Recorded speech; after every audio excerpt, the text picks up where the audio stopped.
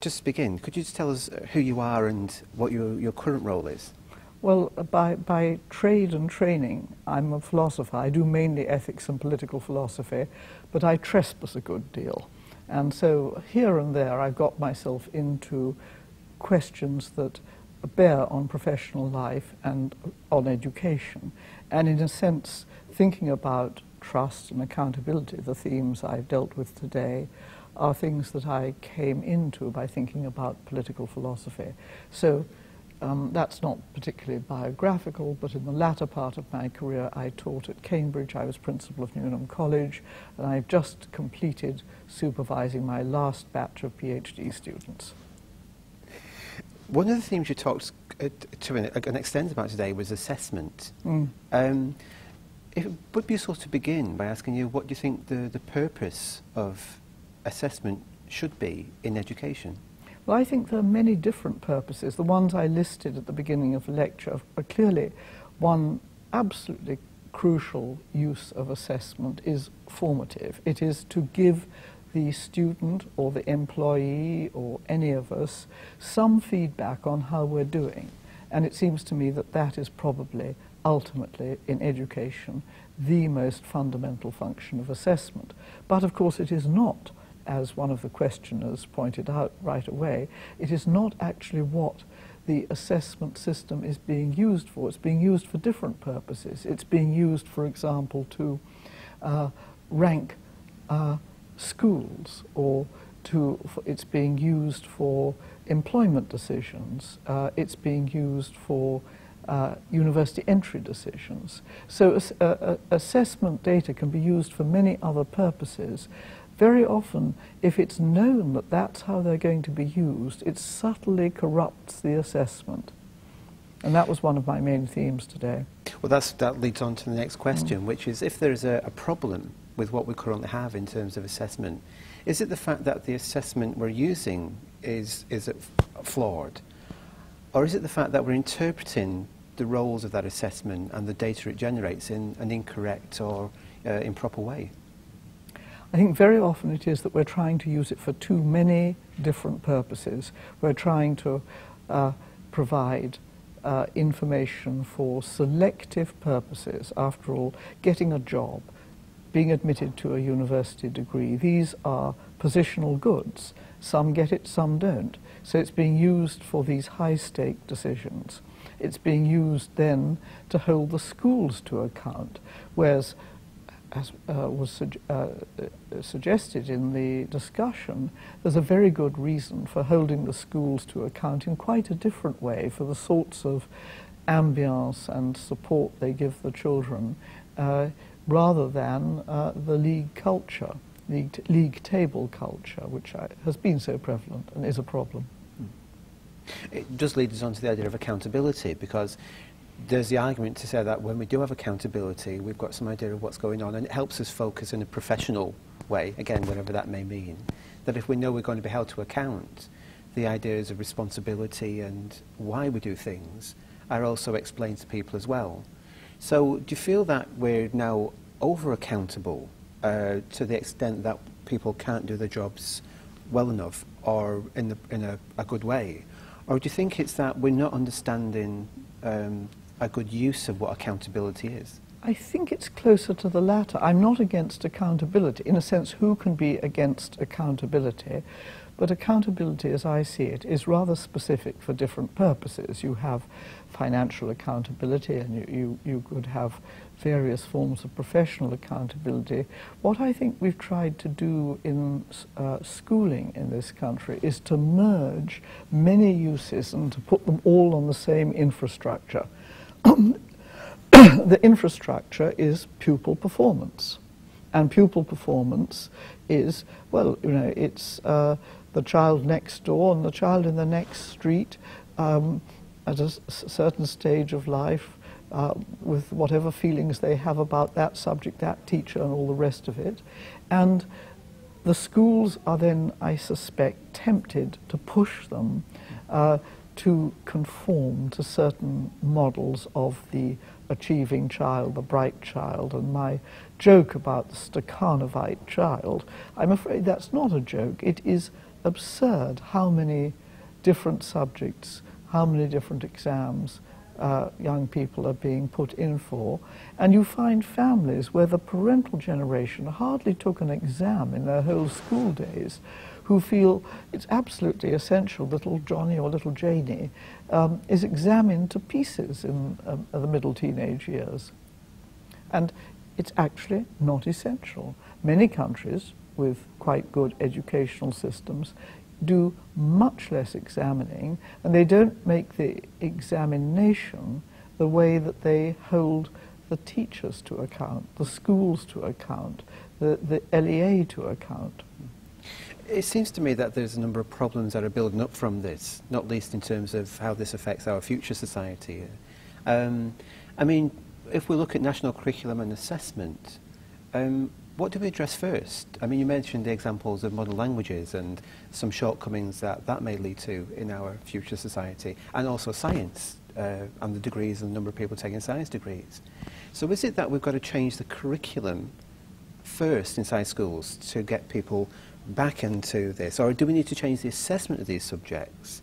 Where do we start to solve this problem? My sense of where the problem lay, I didn't go down to the detail of the curriculum, but I did suggest that maybe we have had a mistake or an unfruitful way of going about it in having so much choice, so that almost uniquely among school children, British school children are thinking what subjects should they give up, because they can, and they can give up some of the subjects which will later turn out to be absolutely crucial for certain things they'll want to do.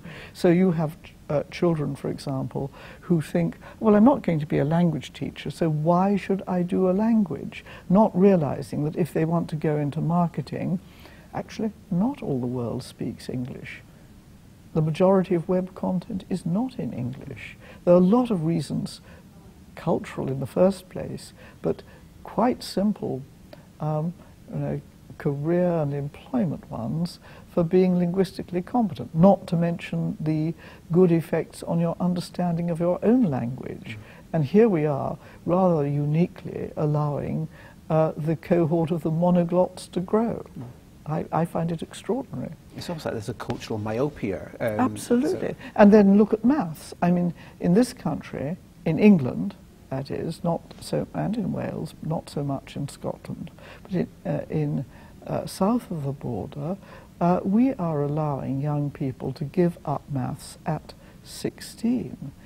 Of all subjects that are, as it were, skill base for later things, maths is obviously one. And it isn't as though we had enabled people to reach such a superb level at age 16 that we felt that they were equipped for life. And I can see why it isn't always fun. But if you don't accept, as I do not accept, that education is a sort of consumer choice activity, I think there are certain skill subjects that are valuable to people. They include maths, they include languages, they include your own language at a higher level, they include sort of writing, literature, reading texts, all sorts of things that are quite generic. But if you don't do them after a certain age, where are you? It does make me think about how we change things, and the question in the audience was about, you know, how we go back perhaps, but how do we move forward with this? Yes. What's the really steps we take? So what kind of steps would you like to see taken to change the situation, to think of our future societal needs? I would count, it's quite an interesting thing, at A-level, as you'll know, at a certain stage, universities were only allowed to count the points on the first 3 A-levels. And that had a very clear rationale. It wasn't really valuable. You may say you don't accept the idea of an A-level as opposed to a baccalaureate system, and I would rather agree. But it wasn't really valuable for people to do 6 A-levels. However, at age 16, we have incentivized doing as many GCSEs as you can cram into the hours God sends. And you get these pupils like the one I chose as an example, the whippersnapper, who do more subjects than is necessary. And I think there might be something to be said for telling people that only their best 5, 6, 8 would be counted. Now, I think that given that there's very little money for any educational reform at present, the EBAC, which of course has its weaknesses, but the EBAC, which is giving an extra certificate for those who do, is it 5 or 6 core subjects? I think it. I'm not quite sure. I'm not quite sure. I mean, it is like now English, Maths, Science, but I think it includes second science, modern foreign language, and history or geography. And I would be inclined not to incentivize getting more than 6. Now, think what a difference that would make to the incentives for schools right away. To be sure, pupils could choose to do more, and they might have reason to do more, but you wouldn't have everybody trying to do as many as possible, and that would also reduce the incentive for putting people in for the subjects that will be easiest. And a relative of mine took, I asked him how his A-levels had gone. He said, oh, it was all right, I got 6 A's. I said, that's very unusual at A-level. He said, no, most people at my school get 6 A's. I said, why? And he said, well, because the school makes it compulsory to do general studies. It's not taught, but we all have to take it. And compulsory to do critical thinking. Upon which he turned on me and said, I think some of the critical thinking examination was actually logically invalid.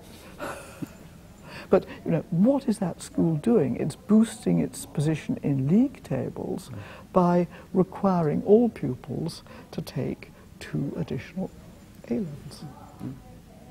I think if we look at the content of your lecture and if people see that, they'll see the different themes of trust, accountability, responsibility, professionalism, and so on. But the last question I'd like to ask you is that if we was to leave here and say, people to take away just one idea or one thing to think about in their professional educational roles for who may see this from a higher education world and perhaps the school world, what do you think that one key issue you'd like people to think about would be?